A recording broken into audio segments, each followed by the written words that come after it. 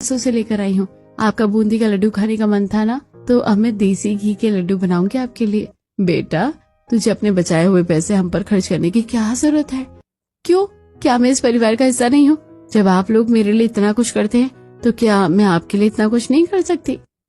अब प्रीति घर में ही बेसन का आटा तैयार करके और कढ़ाई में खूब सारा तेल गर्म करके उसमें बूंदी डालकर उन्हें पका लेती है। उसके बाद उन्हें निकालकर चाशनी में निकाल देती है। इतना सब करने के बाद उसमें बहुत सारा घी डालती है और उसके बाद उन्हें मिक्स करने के बाद अच्छे से गोल गोल घुमाकर लड्डू की शेप में बना देती है। उन लड्डू में बहुत सारे ड्राई फ्रूट्स भी डाले थे। इस तरह देसी घी के बूंदी के लड्डू बनकर तैयार हो जाते हैं, जिसे हर कोई घर में खुशी खुशी खा रहा था। सब लड्डू खाते हैं। काश हम हमेशा ही अमीरों वाला खाना खा सकते। बेटा, हमें सच में खुशी हो रही है तूने हमारे बारे में इतना सोचा। हाँ सच में, वरना हमारे घर में कहाँ ड्राई फ्रूट्स और इतना अच्छा घी आता है।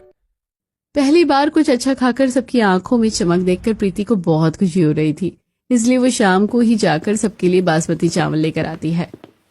आखिर तुम ये सब सारा सामान क्यों लेकर आ रही हो? तुम अपने पर्सनल पैसे क्यों खर्च कर रही हो? मैं क्यों खर्च नहीं कर सकती, बताइए जरा। इतनी मेहनत से तुमने उन्हें सेव किया होगा और इस तरह सिर्फ खाने में सारे पैसे खर्च कर देना सही नहीं होगा। अरे पतिदेव जी, आपको चिंता करने की कोई जरूरत नहीं है, हम सब देख लेंगे। इस तरह प्रीति अब अपने पैसों से घर में छोटे मोटे अच्छे अच्छे सामान लाकर ला रही थी। एक दिन जब प्रीति सबके लिए केसर और बादाम मिल्क के साथ हेजलनट्स, पीनट बटर और उसके साथ मोज़रेला चीज भी लेकर आती है। भाभी, आप फिर से ये सारा सामान लेकर आ गई हैं? कितना महंगा सामान है। हाँ बेटा, तुझे बेवजह इन सब चीजों पर इतने पैसे उड़ाने की जरूरत नहीं है। मम्मी जी, कुछ नहीं होता है, मैं कह रही हूँ ना, सब ठीक है।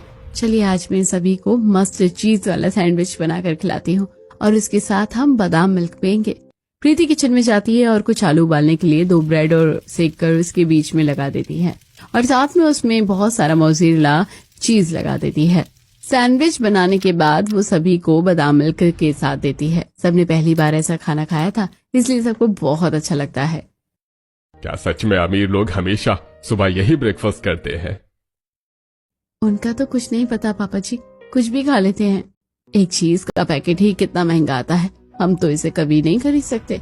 पर बहू, तूने कम से कम हमारी एक बार तो अच्छा खाने की इच्छा पूरी कर दी, बस वही बहुत है। इस तरह दिन गुजर रहे थे। प्रीति का और मन था कि वो अपने घर वालों को अच्छी चीजें खिलाए। एक दिन शीला के घर में बहुत सारा महंगा राशन एक साथ घर में लोड हो रहा था। हम तो कई दिनों का राशन एक साथ मंगवा लेते हैं, दूसरों की तरह नहीं कि हर 10 दिन की चीज लेने के लिए हर दूसरे दिन दुकान पर भाग जाए। और हमारा राशन तो होता ही इतना महंगा है कि बस पूछो ही मत। क्वालिटी वाली चीजें खाते हैं हम। शीला बाहर खड़ी होकर ऐसा ताना कस देती है जिसे सुनकर शांति का मुंह बन जाता है। लेकिन इन्हें तो मैं बताऊंगी अच्छे से, बस बहुत हो गया। अब मैं अपने घर वालों के लिए कुछ करना चाहती हूँ।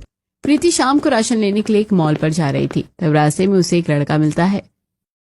अरे शादी के बाद तो तुम्हारी जिंदगी बर्बाद हो गई है। हाँ बिल्कुल सही कहा तुमने।